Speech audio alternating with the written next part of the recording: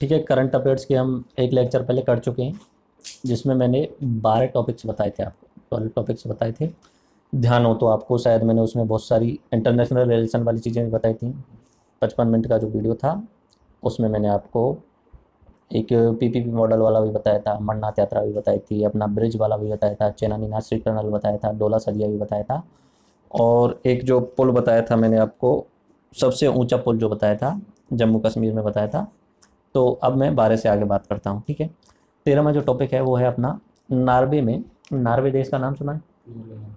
ठीक है, नॉर्वे देश है एक, आपको मैं इस तरीके से बता देता हूँ। ये यूरोप है, नीचे की साइड में यहाँ भूमध्य सागर है। ठीक है, ये अफ्रीका है। इस तरीके से ऐसे आता है ये पूरा सिस्टम। ठीक है, इस तरीके से पूरा सिस्टम आता है। यहाँ पे एक 3-4 देश हैं। एक यहाँ पे पहला जो देश पड़ता है उसका नाम है नॉर्वे। ये नॉर्वे इस जगह पे, नॉर्वे के बाद में आता है स्वीडन। स्वीडन इस तरीके से, ये पूरा इस तरीके से जाता है स्वीडन। स्वीडन के बाद में आता है यहाँ पे फिनलैंड। क्या नाम है? फिनलैंड। और यहाँ पे एक देश और पड़ता है जिसे बोलते हैं डेनमार्क। डेनमार्क। ये 4 जो देश हैं इन्हें बोला जाता है स्कैंडिनेवियन कंट्रीज। स्कैंडिनेवियन कंट्रीज याद रखना, 4 देश पूछ लिया जाता है स्कैंडिनेवियन कंट्रीज में कौन सा देश शामिल नहीं है। ये इसलिए इंपॉर्टेंट हो जाते हैं कि विश्व में सबसे ज़्यादा, अगर एक तरीके से हैप्पी हैप्पी देशों की बात की जाए, खुशी देशों की बात की जाए, जो सबसे ज़्यादा हैप्पी हैं, जिनके लोग सबसे ज़्यादा हैप्पीनेस है, तो वो निकल के इन देशों का आता है, 4-5 देशों का। ठीक है, तो ये 4 देशों के नाम आपको याद रखने हैं, नॉर्वे, स्वीडन, फिनलैंड और अपना डेनमार्क। ये 4 देश, इन्हें स्कैंडिनेवियन कंट्रीज बोलते हैं। यहाँ पे बीच में इस जगह पे बाल्टिक सागर है। क्या नाम है उसका? बाल्टिक सागर। ये नाम भी याद रख लेना, बाल्टिक सागर। ठीक है, बाल्टिक सागर है बीच में, इनके बीच में यहाँ पे दिख रहा है। तो पिछले साल नॉर्वे के अंडर में यहाँ पे एक छोटा सा आइलैंड आता है, उस आइलैंड का नाम है स्वेलबर्ड ग्लोबल आइलैंड। इस तरीके से स्वेलबर्ड उसका नाम है, स्वेलबर्ड आइलैंड। आइलैंड यानी द्वीप बोल सकते हो या टापू बोल सकते हो। और ये ठंडा होगा क्योंकि उत्तर की साइड में, निश्चित सी बात है ठंडा होगा, यानी यहाँ पे बर्फ जमी होगी। तो नॉर्वे वाले लोगों ने एक नया प्रैक्टिकल किया, हाइपोथेटिकल बोल सकते हो, कल्पनाशील बोल सकते हो। जैसे देखते हो ना मूवियाँ, 2012 नाम से एक मूवी आई थी, हॉलीवुड की जितनी मूवी आती है उसमें विश्व को खत्म करने की बात आती है कि विश्व खत्म हो सकता है। तो नॉर्वे ने उसे सच मानते हुए, हो सकता है बाई चांस कभी प्रलय वगैरह आ गई, तो ऐसा करते हैं कि पूरे विश्व में जहाँ जहाँ पे अच्छे अच्छे बीज हैं उन सभी बीजों को लेते हैं और यहाँ पे एक पूरा सा शील्ड बना देते हैं, एक बोल्ट बना देते हैं पूरा, और उसके अंदर उन बीजों को रख देते हैं। तापमान तो ऑटोमेटिक कम है ही, तो वो तो खराब होने वाले नहीं है क्योंकि बर्फ जमी हुई है वहाँ पे। तो नॉर्वे ने यहाँ पे स्वेलबर्ड ग्लोबल सीड बोल्ट बना दिया था। क्या बना दिया? ग्लोबल, ग्लोबल यानी विश्व का, सीड यानी बीज का, बोल्ट यानी एक तरीके से रोकने का, यानी बोल्ट यानी जिसे आप बोल सकते हो, क्या बोलेंगे, तिजोरी बोल सकते हो आप उसे। तो पूरे विश्व के बीजों की एक तिजोरी बना दी थी यहाँ पे। क्यों की बनाई थी? हो सकता है आगे आने वाले समय पे पूरी पृथ्वी नष्ट हो गई, खाने के लिए अगर अनाज नहीं बचा तो यहाँ से हम यूज कर लेंगे, यहाँ पे पड़ा हुआ है वो यूज निकाल लेंगे। लेकिन बनाई तो उन्होंने अच्छे काम के लिए थी। अब क्या हुआ कि ग्लोबल वार्मिंग हो रही है। पिछले साल बनाई थी, उस समय उसकी बहुत ज़्यादा चर्चा हुई थी। इस बार ये हुआ कि ग्लोबल वार्मिंग के कारण वो बर्फ पिघल गई। अब बर्फ पिघल गई तो वो पूरा पूरा जो बोल्ट बनाया था, तिजोरी बनाई थी, वो भी बह गई उसके साथ में। ठीक है, तो ये अपना टॉपिक, मतलब बस इतना याद रखना, वो बह गया है, लेकिन इंपॉर्टेंट चीज़ ये याद आई आपके लिए, नॉर्वे, स्वीडन, फिनलैंड और डेनमार्क, ये विश्व के सबसे ज़्यादा हैप्पी कंट्री हैं। और एक चीज़, कुछ एक चीज़ याद रखिए, जैसे जैसे हम ऊपर की तरफ जाते हैं, ठीक है, जैसे जैसे हम ऊपर की तरफ जाते हैं, टेम्परेचर तो कम होता ही जा रहा है। दूसरा, मैंने आपको अपने ज्योग्राफी वाले लेक्चर में बताया था कि ऊपर जैसे जाएंगे तो गर्मियों वाले समय में तो नॉर्मल ठीक ठाक समय मिल जाएगा यहाँ के लिए, ज़्यादा टाइम मिल जाएगा। लेकिन जब सर्दियों का मौसम आता है तब यहाँ के लिए जो दिन होता है वो 3 घंटे के लिए, 4 घंटे के लिए होता है। बाकी और ऊपर जाएंगे तो मैंने ऐसा बताया था कि 6 महीने के लिए दिन होता है और 6 महीने के लिए रात होती है। मैंने उस लेक्चर में आपको अच्छे तरीके से समझाया था, ऊपर वाला जो क्षेत्र होता है। तो ये वाले जो देश हैं इनके लिए करीब 6 महीने के आसपास में जो दिन होता है वो 18 घंटे का होता है। ठीक है, और करीब 6 महीने के लिए जो दिन होता है वो 6 घंटे का होता है। बाकी 6 घंटों, शुरुआती 6 महीनों के लिए तो 18 घंटे का, बाकी 6 महीने जो बचे उनके लिए 6 घंटे का आया है। तो बस इतना याद रखना है इन्हें, ऊपर की साइड में होने के कारण आधे समय यानी 6 महीने जो होता है दिन बहुत कम होता है और 6 महीने दिन बहुत बड़ा होता है। ठीक है, और ये 4 देश आपको याद रहने चाहिए, नॉर्वे, स्वीडन, फिनलैंड और डेनमार्क, विश्व के सबसे ज़्यादा हैप्पी देश हैं इसे। ठीक है, एक शब्द बताया था मैंने जीडीपी, एक बताया है जीएचपी। जीडीपी तो हो गया पैसों के मामले में कोई देश डेवलप हो रहा है। ठीक है, लेकिन पैसा होने से खुशी मिलना ये इंपॉर्टेंट नहीं होता है। पैसा है इसका मतलब ये नहीं कि वो आदमी खुशी होगा, ठीक है। मैंने शायद ये भी बताया था तुम्हें कि किसी भी इंसान का जो लाइफ का अल्टीमेट गोल होता है वो हैप्पीनेस को प्राप्त करना होता है, पैसा मुख्य उद्देश्य नहीं होता है। हम पढ़ाई कर रहे हैं, हमें जॉब लेना है, हमें कोई अधिकारी बनना है, अधिकारी बनने के बाद में आपको काम भी करने पड़ेंगे, पैसे भी आएंगे, पैसा से कुछ नहीं होने वाला है।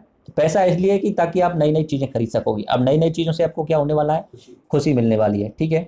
खुशी का मैं दूसरे साइंस वाले लेक्चर में ध्यान कराना भूल गया। भौतिक खुशी हो सकती है और आध्यात्मिक खुशी हो सकती है। आध्यात्मिक खुशी के लिए पैसों की जरूरत नहीं होती है, भौतिक खुशी के लिए पैसों की जरूरत होती है। आया समझ में? भौतिक विज्ञान और आध्यात्मिक विज्ञान दो चीज़ होती है।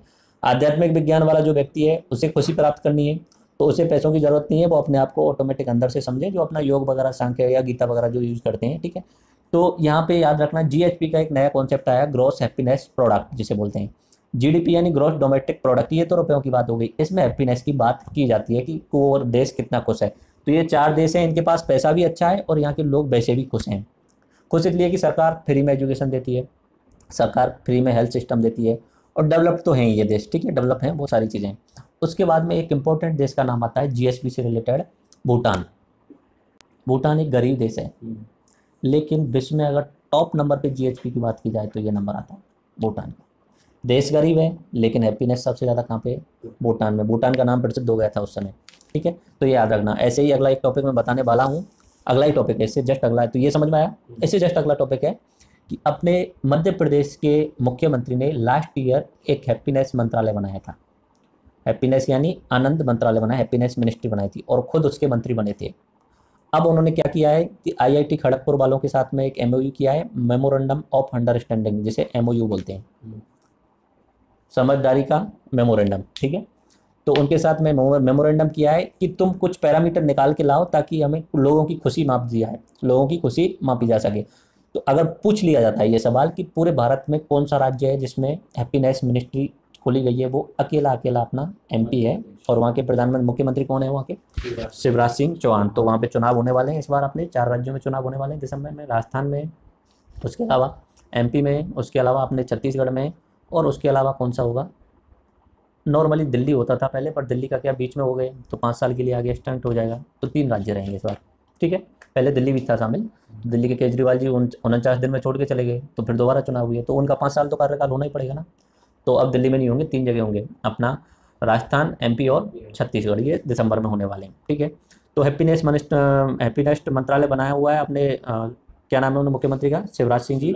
और उनके साथ किसके साथ में मेमोरेंडम किया है उन्होंने? आईआईटी खड़गपुर के साथ में। किस चीज़ के लिए? कि आप कुछ पैरामीटर बताओ जिससे कि हैप्पीनेस को मापा जा सके, ठीक है। उसके बाद में अगला टॉपिक है अपना, दूसरा टॉपिक कंप्लीट हुआ। पहला क्या हुआ? नॉर्वे वाला। दूसरा क्या बता दिया मैंने? एमपी का हैप्पीनेस मंत्रालय। याद रखना, पूछ लिया जाता है, डायरेक्ट ही पूछ लिया जाएगा, एमपी का हैप्पीनेस मंत्रालय। अच्छा, अपना एक मल्लखम्ब नाम सुना है कभी? मल्लखम्ब एक स्पोर्ट है, मल्लखम्ब। ये सवाल मैंने बहुत बार सुना है तो इसलिए मैंने आपको याद करा दिया। मल्लखम्ब कहाँ का राज्य खेल है? एमपी का। हाँ, एमपी का मल्लखम्ब। मल्लखम्ब ऐसा होता है, एक डंडा होता है इस तरीके से, ये एक लकड़ी का वो होता है जिसे लठ बोल सकते हो।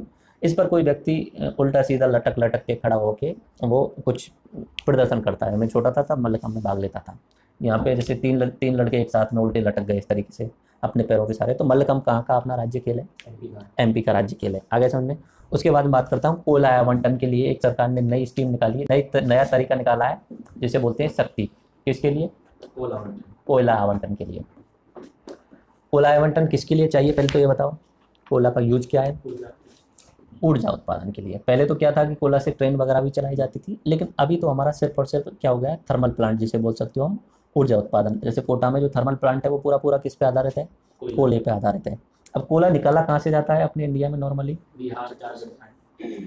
ठीक है, अपना ये इंडिया है, जैसे ज़्यादा बुरा बना दिया, ठीक है, ये इंडिया है। इंडिया में यहाँ झारखंड, छत्तीसगढ़, उड़ीसा, पश्चिम बंगाल का थोड़ा सा हिस्सा, इस क्षेत्र में से कोयला निकाला जाता है। कोयले की खान है वो 2-2 किलोमीटर गहरी हो गई है, ठीक है।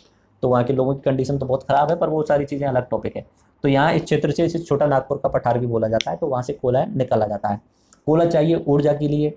अब नरेंद्र मोदी सरकार चाह रही है कि ऊर्जा का जो है वो विस्तार ज़्यादा किया जाए, सभी लोगों तक ऊर्जा की पहुंच होनी चाहिए और 24 आवर्स 7 डेज ऊर्जा यानी बिजली उत्पन्न होनी चाहिए, पहुंचनी चाहिए लोगों तक। तो उसके लिए कोयला का निष्कासन जरूरी होगा। अब कोयला में क्या हो गया? पहले तो घोटाला हो चुका है, कोल आवंटन में घोटाला हो चुका है। जैसे 2G स्पेक्ट्रम में घोटाला हुआ था, ऐसे कोयले में भी घोटाला हुआ था। ठीक है, अब उसके बाद में जैसे ही नरेंद्र मोदी 2014 में आए, तो उन्होंने, पहले क्या होता था कि कोयला को अपने आस जो लोग होते थे उनको बांट दिया जाता था, अपनी मनमर्जी से जो पहले आ गए उसको दे दी जाती थी, फर्स्ट कम फर्स्ट सर्व नाम की एक बड़ी। लेकिन नरेंद्र मोदी आए तो उन्होंने ओपन पॉलिसी कर दी, बोली लगाओ, सब आ जाओ, बोली लगाओ, जिसकी ज़्यादा बोली होगी उसको कोयला का आवंटन दे दिया जाएगा। पहले पूरे कोल पर कोल इंडिया लिमिटेड का कोल CIL, इसे बोलेंगे CIL बोलेंगे, कोल इंडिया लिमिटेड का अधिकार था, यानी एक सरकारी कंपनी जिसका अधिकार था। लेकिन सरकारी कंपनियों का तो तुम्हें पता है, सरकारी कंपनियां सही ढंग से काम नहीं करती हैं। 2013 में ऐसी कंडीशन आ गई थी कि जो अपना कोटा का थर्मल प्लांट है, बाकी बड़े नॉर्थ के बड़े बड़े थर्मल प्लांट हैं, उनके लिए कोयला ही नहीं मिल रहा था। कारण क्या था, इसी का अधिकार है। अब ये कोयला निकालने में उतना सक्षम नहीं हो पा रहा है, सरकारी कंपनी है। तो इसके बाद में प्राइवेट कंपनियों को भी इसमें लेके आ गए, कोयला में आगे समझ में ये सारी चीज़ें। ठीक है, तो प्राइवेट कंपनियों को अगर लेके आए तो उसे बोलते हैं अपना IPP, यानी इंडिपेंडेंट पावर प्रोड्यूसर इन्हें बोला जाता है। ठीक है, इंडिपेंडेंट, स्वतंत्र रूप से ऊर्जा प्रोड्यूस करने वाले, यानी निर्मित करने वाले। तो उसके लिए अब आवंटन के लिए पारदर्शिता लाने के लिए शक्ति नाम से एक पूरा एक स्कीम बनाई है उन्होंने। शक्ति की फुल फॉर्म मैं आपको बता देता हूँ। पारदर्शिता का मतलब होता है कि कोई भी इसमें एक तरीके से भ्रष्टाचार नहीं होने वाला है, इसके लिए बनाया गया। तो शक्ति का फुल फॉर्म है scheme for harnessing and allocating koyala transparency in India. Scheme for harnessing allocating koyala transparency India, पारदर्शिता लानी है, तो एक शक्ति नाम से उसमें लेके आ गए। तो अब इसमें क्या होगा, पहले क्या होता था कि कोयला अगर किसी प्राइवेट कंपनी को, प्राइवेट का नाम क्या बोला मैंने, IPP, इंडिपेंडेंट पावर प्रोड्यूसर। अगर कोई प्राइवेट कंपनी है, जैसे कि अपना, मैं आपको अडानी वाला एग्जांपल ले लेता हूँ। ठीक है, अडानी का अपना थर्मल पावर प्लांट बनाना है, उसके लिए कोयला चाहिएगा। तो कोयला चाहने के लिए पहले क्या होता था कि ये अडानी वाली कंपनी है, पहले तो उन्हें पावर मिनिस्टर के पास जाना पड़ेगा, यानी ऊर्जा मंत्रालय के पास में जाना पड़ेगा। ठीक है, ऊर्जा मंत्रालय, उसके बाद में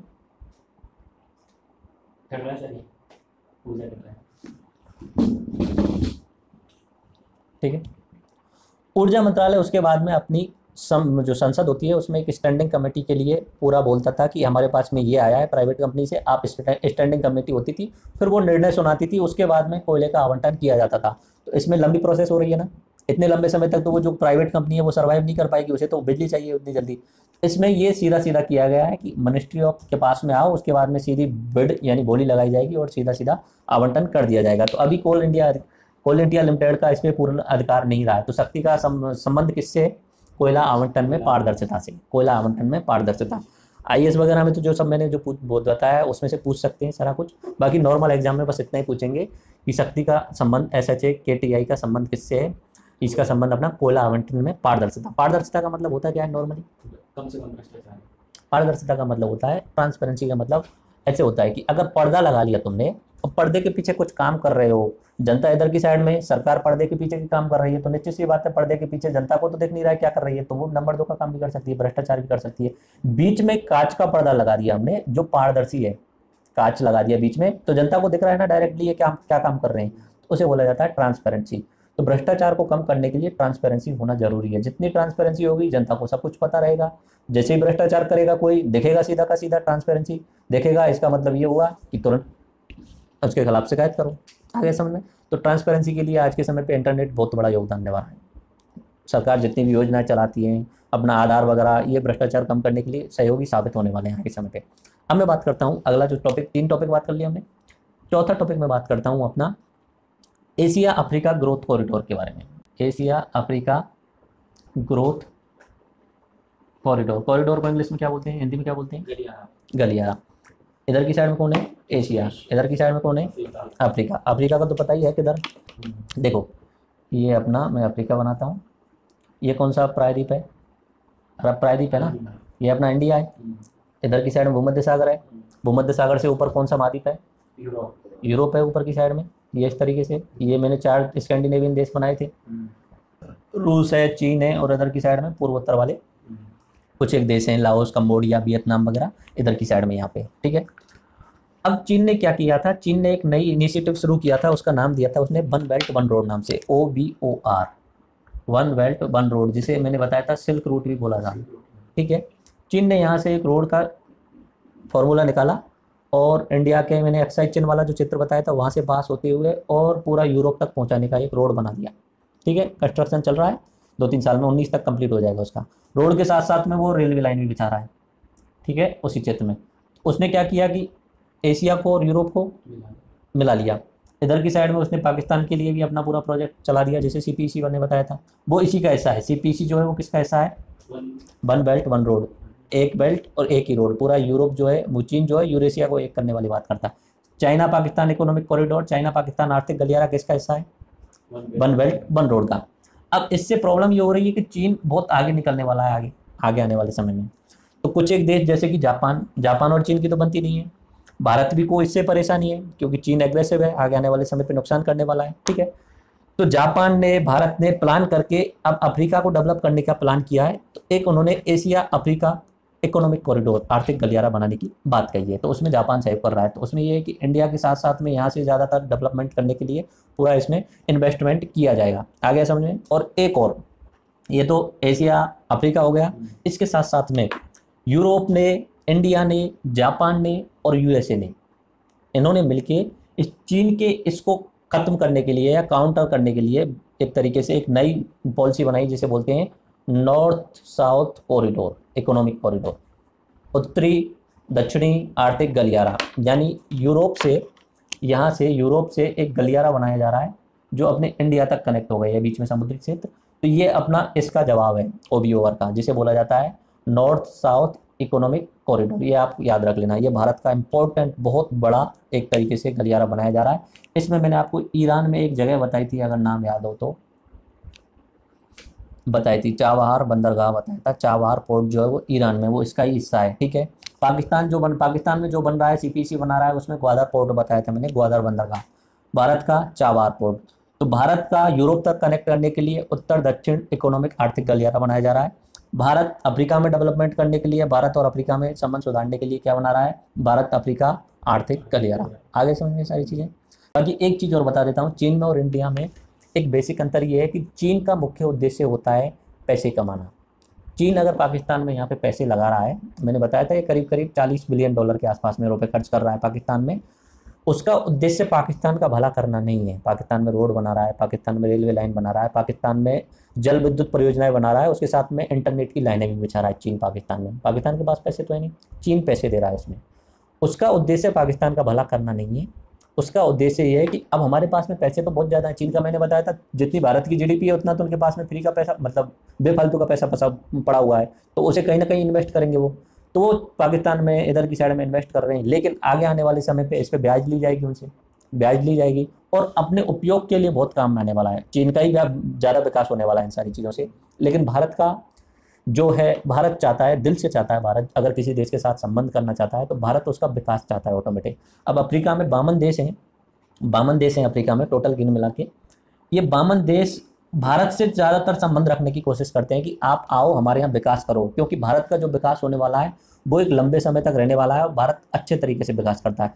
चीन अगर अफ्रीका में रुपए लगाता है तो उसका मुख्य उद्देश्य होता है कैसे भी करके शोषण करो वहाँ के लोगों का, ठीक है। तो अफ्रीका वाले लोग भारत से ही उम्मीद ज़्यादा करते हैं, लेकिन भारत के पास इतना पैसा है नहीं। फिर भी भारत ने अच्छे संबंध बनाए हुए हैं अफ्रीका के साथ में। तो अभी कुछ समय पहले अफ्रीका की डेवलपमेंट बैंक नाम से एक संस्थान है, अफ्रीकन डेवलपमेंट बैंक, तो उसका एक मीटिंग हुई थी, वो भारत में हुई थी, भारत में अपने गांधीनगर में हुई थी। अपने प्रधानमंत्री नरेंद्र मोदी जी भी गए थे। तो वहाँ पे भारत ने बोला है कि हम और ज़्यादा इन्वेस्ट करेंगे अफ्रीका में और अपना एशिया अफ्रीका इकोनॉमिक कॉरिडोर बनाया जाएगा। आगे समझ में ये सारी चीज़ें। बाकी मैं सारी चीज़ें आपको बता ही चुका हूँ कि भारत के जो पॉलिसी है और अपनी चीन की पॉलिसी है जो उसमें बहुत अंतर है। चीन सिर्फ शोषण करना चाहता है, भारत सच में चाहता है कि समावेशी विकास हो। हमारे लिए तो थोड़ा बहुत फायदा होगा ही, लेकिन मेन चीज़ ये है कि दूसरे वाला जो है अफ्रीका वगैरह जिसका भी है, गरीब है, उसका फायदा होना चाहिए। इसका सबसे अच्छा एग्जाम्पल आप भूटान देख सकते हो। भूटान के लिए भारत सब कुछ करता है और फ्री में करता है, कुछ नहीं लेता भूटान से भारत। भूटान में प्रोजेक्ट बनाए, बहुत सस्ते दामों पर ऋण दिया है, बहुत सस्ते दामों पर, मान सकते हो 0% पे, ठीक है। नेपाल के लिए ऋण देता है। तो भारत जो है अपने जो पड़ोसी हैं उनके लिए बहुत सस्ते दामों पर ऋण मुहैया कराता है और उनके यहाँ पे डेवलपमेंट करने की कोशिश करता है, समावेशी विकास चाहता है। और चीन क्या चाहता है? सिर्फ और सिर्फ अपना फायदा चाहता है। उसके बाद में अगला टॉपिक में बात करता हूँ आपसे। अपना जो रेलवे है, इंडियन रेलवे, उसने railway of India development fund नाम से एक फंड बनाया है। रेलवे ऑफ इंडिया डेवलपमेंट नाम से एक फंड बनाया है जिसमें 35,000 करोड़ रुपए डाले जाने हैं अगले 5 साल में, जिसका उद्देश्य जो है वो अगले 7 सालों में रेलवे के जो प्रोजेक्ट वगैरह होते हैं उनको और एक तरीके से पूरा रिस्ट्रक्चर करना है, यानी इंफ्रास्ट्रक्चर को बढ़ाना है, रेलवे की सुरक्षा वगैरह जो सिस्टम होता है उसको बढ़ाना होता है।